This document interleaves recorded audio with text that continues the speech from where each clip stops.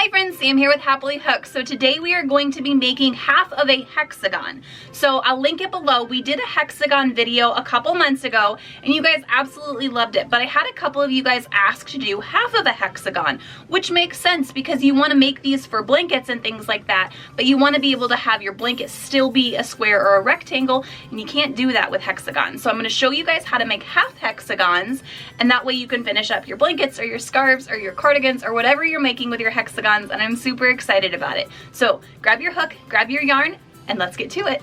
Hi friends, when you look in the description below this video, there's going to be a link there that contains free patterns. Make sure you click that, check it out, and I'm so excited to see how you make them. Bye guys.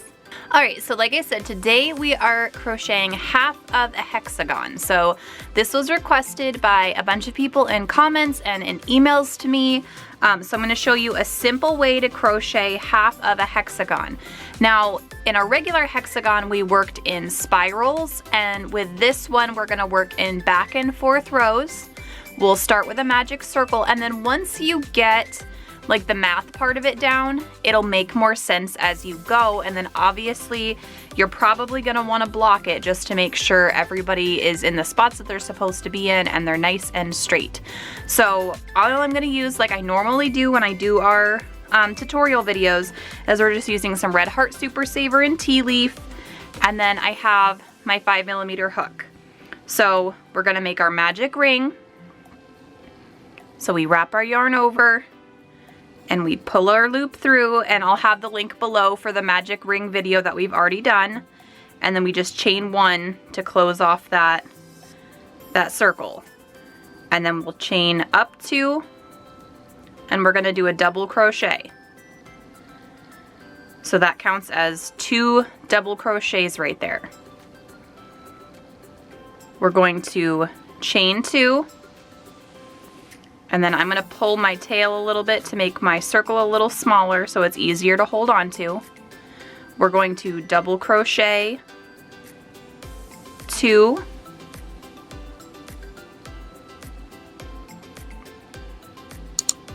we're going to chain 2, and we're going to double crochet 2 more.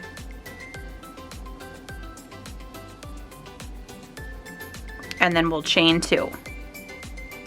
And then I'll pull my tail in for that circle, and you'll see this is the beginning of our hexagon. So now we have our chain 2, so that's our first stitch. And then we're going to put a double crochet in that first stitch, so that's 2 there. We're going to put a double crochet in the next stitch. And then in this chain 2 gap, we're going to double crochet, chain 2, and then double crochet, all in that chain 2 gap. In these 2 double crochets on top, we're just going to put a double crochet in each one. And then in this chain 2 gap, we're going to do the double crochet,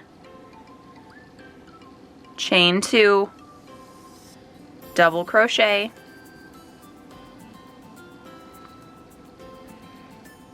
and then we'll do 1 double crochet in the next stitch.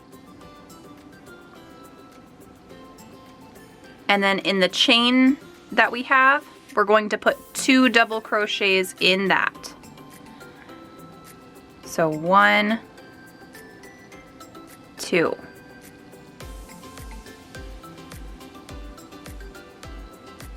And then we're going to chain 2. So when you look at it, we've got 4, 4, and 4 with our spaces here. So it's essentially just, when you're going to keep increasing, you're going to just make sure each side has the same amount of stitches. We always do a chain 2 and 1 in this first one, so we have our chain 2, and we'll double crochet. So there's always 2 in the first, and then you always put 2 in the last, just to make it even all the way around.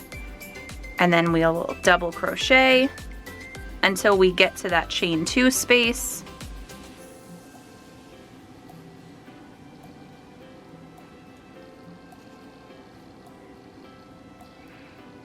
In that chain 2 space, we double crochet, chain 2, double crochet,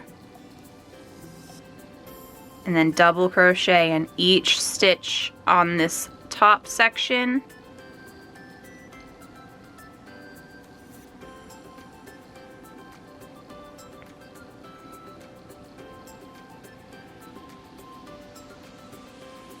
In the chain 2 space, we do it again, double crochet, chain 2, double crochet, and then we double crochet until we get to that last stitch, and then we increase there.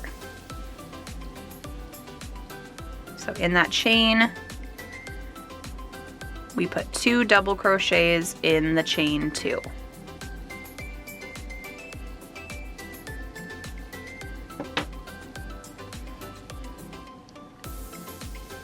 So this is how you start doing half of a hexagon. And it depends obviously on how big of an original hexagon you did. So if you had an original hexagon that was 6 or 7 rounds, you would want to do 6 or 7 rows depending on how big, so it'll fit in with those hexagons. And then you would just seam them together, how you seamed your hexagons together, whatever you were using. And that is how you make half of a hexagon. And like I said, they look really pretty when they're blocked and they're straight and everything. And they match up with the other pieces. So like if this was the bottom of the hexagon, they would go together. This one's obviously bigger than this one by a round. But they would just match up. So if this was the bottom, that would be the one that fills in the gap. So yeah, if you have any questions, just leave those in the comments below. I hope this helped out. This isn't like a super fancy hexagon. You can do them in all different stitches, different formats. This is just the one that I'm using right now. But if you have any questions, just let me know. And like I said, the link for the magic ring tutorial will be in the description below. So check that out as well if you're having any questions or issues with it. And I will see you guys in the next video. Bye guys.